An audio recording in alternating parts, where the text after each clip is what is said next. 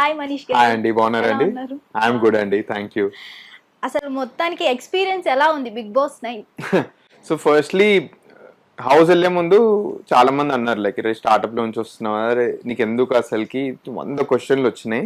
హ్మ్. వెళ్ళి బయటకు వచ్చిన తర్వాత ఇది ఒకటే అంటాను, లైక్ నా లైఫ్ లో one of the best 15 days ఇవ్వండి, ఓకే. ఎప్పుడు మర్చిపోను. ఓకే. నేను ఒక థాట్ తోటి వెళ్ళిన ఇట్లా ఉండొచ్చు అని. హ్మ్. బయటకు వచ్చిన తర్వాత అయితే లైక్ అనుకోలేదు ఇంత బాగుంటుంది, ఈ ఎక్స్పీరియన్స్ ఇంత అమేజింగ్ ఉంటుంది అనుకోలేదు. ఓకే. ఎవరికైనా ఉత్త పుణ్యానికైనా ఆపర్చునిటీ వస్తే ఉత్తగా వెళ్ళండి, ఆలోచించకండి. It is one of the best experiences ever. అంతా ఫోన్ లేదు, కనెక్షన్స్ లేదు, ఏది లేదు కదా, అమేజింగ్ ఎక్స్పీరియన్స్. ప్రశాంతంగా ఉన్నారు మొత్తం. చాలా ప్రశాంతంగా ఉండే, but at the same time life లో ఎవరు ఇంపార్టెంట్ అని కూడా చాలా రియలైజ్ అవుతుండే. సో వాళ్ళే గుర్తొస్తారు, ఏవి కూడా గుర్తురావు. సో ఇవన్నీ చాలా రియలైజ్ అయినా 15 days, వెరీ గుడ్ ఎక్స్పీరియన్స్. మొత్తానికి మీరు ఇంత ఎర్లీగా సెకండ్ వీక్ లోనే ఎలిమినేట్ రావడానికి గల రీజన్ ఏమనుకుంటున్నారు మీరు? మానిపోయిన గాయని మళ్ళీ మళ్ళీ రేపుతున్నారా? అంటే నేను గేమ్ లో ఉండే కదా, గేమ్ పరంగా Game చెప్తాను, పరంగా. బయటకు వచ్చిన తర్వాత నేను నేర్చుకుంది చెప్తాను. గేమ్ లో ఉన్నప్పుడు నేను ఏమనుకున్నా అంటే 10th 11th డే లో అయ్యాను నేను కొంచెం ఇమోషనలీ.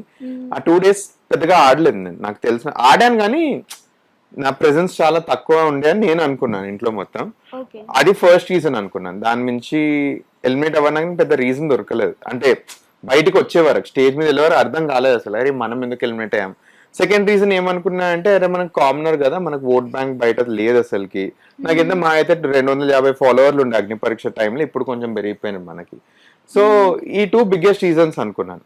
బయటికి వచ్చి చూస్తే రీజన్స్ ఇంకా ఉన్నాయని కూడా నేను అర్థం చేసుకున్నాను కొంచెం.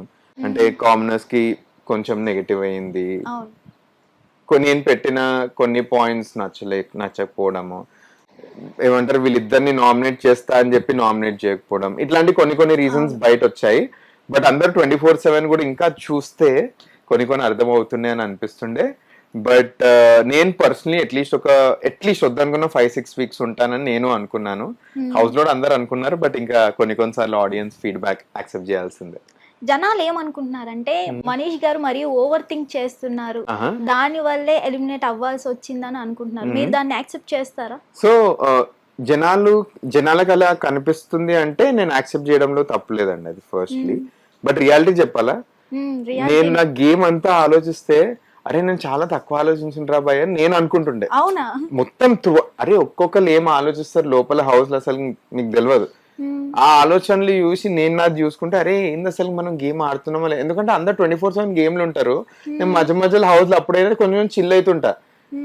జనాలు స్విమ్మింగ్ పూల్ లో స్విమ్మింగ్ నేర్చుకొని స్విమ్మింగ్కి వెళ్తే టాస్క్ల కోసం నేను టైం పాస్కి వెళ్తుండే. సో ఇవన్నీ కూడా అయినాయి. నేను బయటకు వచ్చిన మా ఫ్రెండ్స్ ని అడిగిన, అరే కొంతమంది ఓవర్ థింకింగ్ అంటారు, నువ్వు నిజంగా ఓవర్ థింకింగ్ చేసినావు అని. ఫర్ ఎగ్జాంపుల్ మాది టైం టాస్క్ వస్తే షుగర్ దాసి పెట్టాలి, ఇవన్నీ ఓవర్ థింకింగ్ అన్నారు. మీరు నమ్ముతారో లేదో, అందరు యాక్చువల్లీ దాన్నే అప్రిషియేట్ చేసిండ్రు హౌస్ లో. నిద్రలు వస్తుంటే ఒక గలీజ్ చాయ్ తాగి మేము ఏమైనా షుగర్ బుక్ ఉంటే కూస్తున్నాం.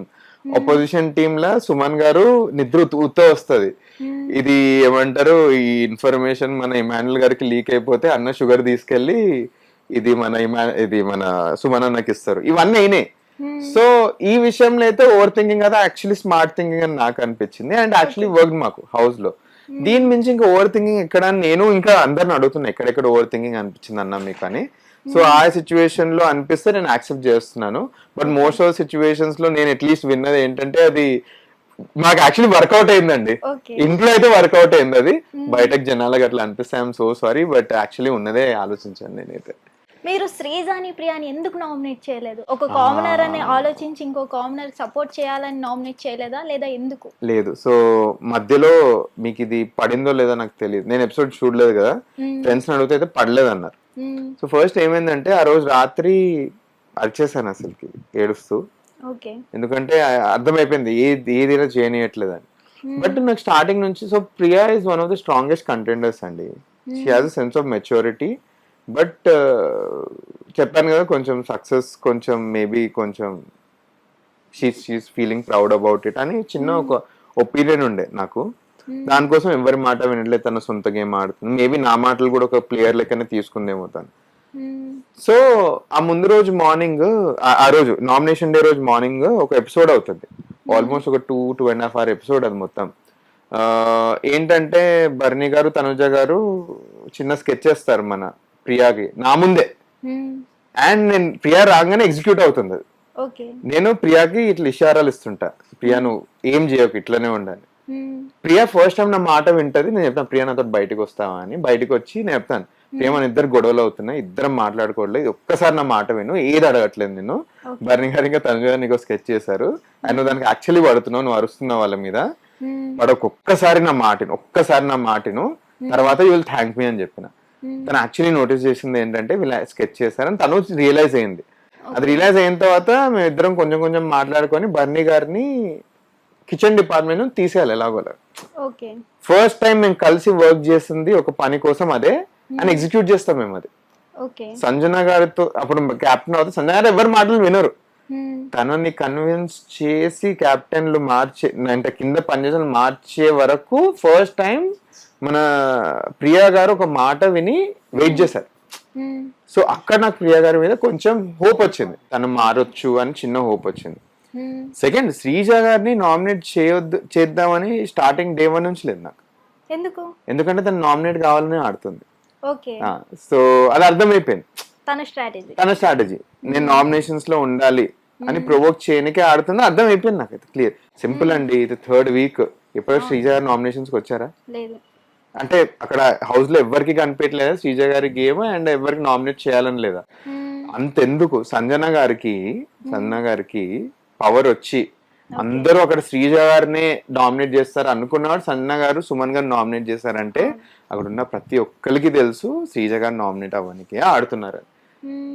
ఇది నాకు నచ్చలేదు, మీరు నామినేట్ అవ్వడానికి ఎక్కడికైనా వెళ్తారా అండ్ తను నా క్యారెక్టర్ వరకు కూడా వెళ్ళిపోయింది ఒకసారి, చిన్న ఆర్గ్యుమెంటే బట్ ఆ రేంజ్ వరకు వెళ్తుంది. సో నాకు కూడా అర్థమైంది ఏంటంటే తను నామినేషన్ తీసుకొచ్చినా కూడా తన నామినేషన్ పాయింట్ ప్రూవ్ చేసుకోనికి she'll go to any extent అని నాకు కొంచెం అనిపించి ఫస్ట్లీ ఇతను నామినేట్ అవడానికి ఆడుతుందని నేను నామినేట్ చేయదు.